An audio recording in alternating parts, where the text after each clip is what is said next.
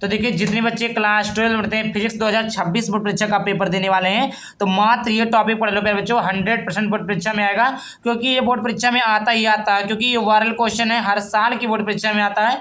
तो आज के इस वीडियो में टोटल 10 मोस्ट इंपॉर्टेंट क्वेश्चन है विद सॉल्यूशन के साथ लेकर आया हूँ। इसका मैं आप सभी लोगों को पीडीएफ भी देने वाला हूँ, इसका पीडीएफ कैसे मिलेगा सब कुछ बताऊंगा, बस वीडियो को लास्ट तक जरूर देखना। तो सबसे पहले आइए जो पहला प्रश्न है यहाँ पे देखिए 100% बोर्ड परीक्षा में आएगा। तो ये पहला प्रश्न है, विद्युत बल संबंधी कूलाम का नियम क्या है? विद्युत बल संबंधी कूलाम का नियम आखिरकार होता क्या है? विद्युत बल को किससे लिखते हैं? एफ से लिखते हैं। तो इस नियम के अनुसार दो बिंदु आवेशों के बीच लगने वाले बल के गुणनफल के अनुक्रमानुपाती तथा उनके बीच की दूरी के वर्ग के व्युत्क्रमानुपाती होता है। अब देखिए क्या कहा है कि इस नियम के अनुसार दो बिंदु आवेशों के बीच, तो माना बिंदु 1 Q1 है और Q2 है, आवेशों के बीच लगने वाला जो बल है इनके गुणनफल के अनुक्रमानुपाती होता है तथा उनके बीच की दूरी के वर्ग के व्युत्क्रमानुपाती होता है। इनके बीच की दूरी का क्या है? वर्ग क्या है? आर। तो आर स्क्वायर हो जाएगा, क्योंकि वर्ग बोला तो आर स्क्वायर हो जाएगा। क्या बोला? व्युत्क्रमानुपाती 1/r। एफ अनुक्रमानुपाती 1/r। इसको मान लेंगे समीकरण 1, इसको मान लेंगे समीकरण नंबर 2। ये आपका हो गया। अब फिर उसके बाद में यहाँ पर देखिए, फिर उसके बाद में समीकरण 1 समीकरण 2 से जोड़ेंगे तो यह बराबर क्या हो जाएगा? Q1 Q2 अपान हो जाएगा आर स्क्वायर। ये आपका बराबर जब लगेगा तो यहाँ पर K आ जाएगा। K एक नियतांक है। K क्या है? नियतांक है। इतना चीज ध्यान में रखिएगा। क्या इस नियम के अनुसार किन्हीं दो बिंदु आवेश क्या है? Q1 है Q2 है। इन दोनों आवेशों के बीच लगने वाला जो बल F है उनके गुणनफल यानी Q1 Q2 के गुणनफल के अनुक्रमानुपाती हो गया तथा उनके बीच की दूरी, उनके माना किसी बीच की दूरी r है तो बीच की दूरी r के क्या बोला है? वर्ग बोला। तो r के वर्ग के व्युत्क्रमानुपाती का मतलब होता है 1/, जो चीज रहे, और अनुक्रमानुपाती मतलब होता है डायरेक्ट। ठीक, तो ये चीजें हो गया। तो समीकरण 1 समीकरण 2, तो समीकरण 1 से समीकरण 2 से जब जोड़ेंगे तो यहाँ पर हो जाएगा एफ बराबर हो जाएगा, एफ अनुक्रमानुपाती हो जाएगा Q1 Q2 upon R square हो जाएगा। जब अनुक्रमानुपाती का सिंबल हटाएंगे तो K आ जाएगा। K एक नियतांक है। इस प्रकार ये रहा पहला, विद्युत बल संबंधी कूलाम का नियम यही कहता है। दूसरा यहाँ पर है विद्युत फ्लक्स की परिभाषा तथा मात्रक लिखिए। विद्युत फ्लक्स को किससे लिखते हैं? फाई से लिखते हैं। विद्युत फ्लक्स को किससे लिखते हैं? फाई से लिखते हैं। तो विद्युत क्षेत्र में स्थित किसी क्षेत्र के विलंबवत गुजरने वाले विद्युत फ्लक्स बल रेखाओं के विद्युत फ्लक्स कहते हैं। क्या बोला है? विद्युत क्षेत्र में स्थित किसी क्षेत्रफल के विलंबवत ई से गुजरने वाले विद्युत बल रेखाओं की संख्या, क्षेत्रफल क्या है? ए है, और गुजरने वाली रेखाओं की संख्या ई है, उसको क्या कहते हैं फिर बच्चों? उसको कहते हैं विद्युत फ्लक्स। विद्युत फ्लक्स को लिखते हैं फाई ई से लिखते हैं। देखिए मात्रक जो होता है न्यूटन मीटर स्क्वायर प्रति कूलाम होता है, या इसे हम आसान शब्दों में कह सकते हैं वोल्ट प्रति मीटर होता है। आसान शब्दों में क्या कह सकते हैं? वोल्ट प्रति मीटर होता है। फिर उसके बाद में यहाँ पर देखिए तीसरा मोस्ट इंपॉर्टेंट क्वेश्चन है कि गॉस की परिमेय लिखिए। गॉस की परिमेय है क्या? गॉस की परिमेय को लिखना है।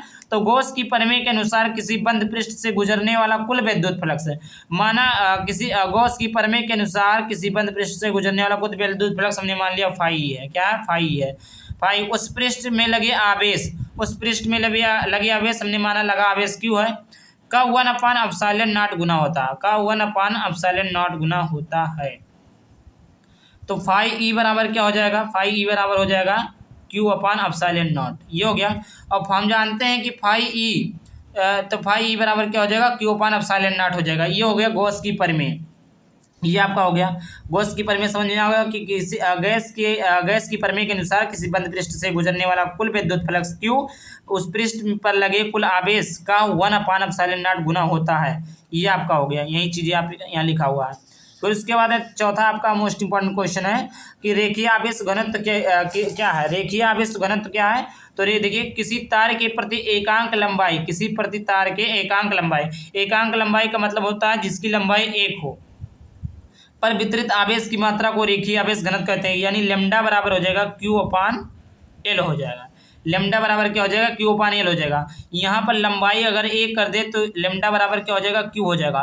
तो यही आपका क्या हो गया? रेखीय आवेश घनत्व हो गया। वही बोला है किसी तार के प्रति एकांक लंबाई एकांक लंबाई यानी लंबाई को एक कर दे, उस पर वितरित आवेश की मात्रा, उस पर वितरित आवेश की मात्रा को रेखीय आवेश घनत्व कहते हैं। अर्थात प्यारे बच्चों ये सूत्र आपको पता होगा, लैम्डा बराबर Q/L होता है। यहाँ पर अगर हम L का मान 1 कर दे, L का मान 1 कर दे तो लैम्डा बराबर Q हो जाएगा।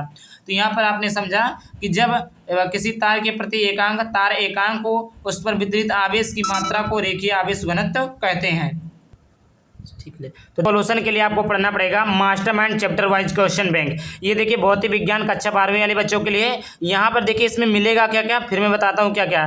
तो देखिए इसमें क्रैश कोर्स से फटाफट रिवीजन है, एक्स्ट्रा शॉर्ट टिप्स है, टिक्स है, common errors and knowledge booster इत्यादि है। योग्यता आधारित 6 प्रश्न बैंक है जो कि उत्तर सहित होने वाला है। 2025 और 2026 के आधारित पर जो भी महत्वपूर्ण प्रश्न है उसका उत्तर के साथ है। उसके साथ साथ आपको 6 अनसॉल्व पेपर बिल्कुल फ्री दिया जा रहा। 2025 में जो 6 अनसॉल्व पेपर थे और 2026 के जो 6 अनसॉल्व पेपर है वो अनसॉल्व पेपर को आपको बिल्कुल फ्री दिया जा रहा। ये पिछले 58 वर्षों से, कितने वर्षों से, पिछले 58 वर्षों से बच्चे इसी बुक को पढ़कर टॉपर बनने हैं। और इसमें देखिए कितना बेहतरीन बुक होने वाला। और इसमें सबसे खास बात यह है कि 2026 की बोर्ड परीक्षा में जो भी 7 सेट का पेपर बनेगा इसी बुक से बनेगा। इससे बाहर एक भी प्रश्न नहीं आएगा, ना तो इससे बाहर कोई भी पेपर बनेगा। यहाँ पर मैं दिखा दूँ लास्ट में, यहाँ पर देखिए, यहाँ पर आपको अनसॉल्व पेपर देखिए, अनसॉल्व पेपर 6 दिया है, फिर उसके बाद में अनसॉल्व पेपर 5 दिया, अनसॉल्व पेपर 4 दिया। तो यहाँ पर 6 अनसॉल्व पेपर बिल्कुल फ्री में मिलने वाले हैं। देखिए आपको, देखिए ये आपका भौतिक विज्ञान कक्षा 12 का गणित का भी है, उसके बाद में इंग्लिश का भी है, उसके बाद में रसायन विज्ञान का है। तो आप लोग इसको पढ़ सकते हैं, बोर्ड एग्जाम में टॉपर बन सकते हैं। अब मैं बता देता हूँ इसका सॉल्यूशन कहाँ मिलेगा और इसको आप लोग खरीदेंगे कहाँ। देखिए इसको खरीदने के लिए आप लोग अमेजॉन, फ्लिपकार्ट पर भी खरीद सकते हैं, अपने नज़दीकी स्टोर पर भी खरीद सकते हैं, और mastermind chapter wise question bank के वेबसाइट पर भी जाकर खरीद सकते हैं। अगर इस बुक को आपको ऑर्डर करना है तो वीडियो के डिस्क्रिप्शन में लिंक मिल जाएगा, वहां से आपसे लोग जाकर इसको ऑर्डर कर सकते हो। अब देखिए यहाँ पर अगला प्रश्न है, पृष्ठीय घनत्व से क्या तात्पर्य है। तो उत्तर हो जाएगा, किसी चादर के प्रति एकांक क्षेत्रफल में वितरित आवेश की मात्रा को पृष्ठीय आवेश घनत्व कहते हैं। जैसे वहां पर प्यारे बच्चों था, यहाँ पर सिग्मा बराबर क्या हो जाएगा, Q/A हो जाएगा। यहाँ पर अगर हम क्षेत्रफल यानी क्षेत्रफल को एकांक कर दे तो सिग्मा बराबर Q हो जाएगा। तो ही बोला किसी चादर के प्रति एकांक क्षेत्रफल पर वितरित जो आवेश की मात्रा होगी पृष्ठीय घनत्व से कहते हैं। मात्रक जो होगा Q का गुलाम प्रति मीटर हो जाएगा, मीटर स्क्वायर रहेगा, क्या रहेगा, मीटर स्क्वायर रहेगा। क्षेत्रफल है तो मीटर स्क्वायर होगा। फिर उसके बाद देखिए 6वां प्रश्न है कि एक समान विद्युत क्षेत्र में रखे द्विध्रुव पर लगने वाले व्यंजक लिखिए, पर लगने वाले बल आघूर्ण का। तो उत्तर हो जाएगा T बराबर P sin थीटा, या क्यों नहीं रहेगा, ये साइन थीटा है। तो यहाँ पर देखिए T बराबर हो जाएगा, T जो है आपका बल आघूर्ण है, P जो आपका विद्युत द्विध्रुव आघूर्ण है, E आपका जो है विद्युत क्षेत्र, और साइन थीटा तो आपको पता होगा। फिर उसके बाद में यहाँ पे देखिए 7वां मोस्ट इंपॉर्टेंट क्वेश्चन है कि यदि दो बिंदु आवेशित कणों के बीच की दूरी आधी कर दी जाए। कोई दो आवेशित कण है यानी जैसे Q1 Q2 है, इनके बीच की दूरी को आधी कर दी जाए तो उनके बीच लगने वाले बल पर क्या प्रभाव पड़ेगा। तो यहाँ पर लिखा है F बराबर 1/4πε0 into Q1 Q2 upon R²।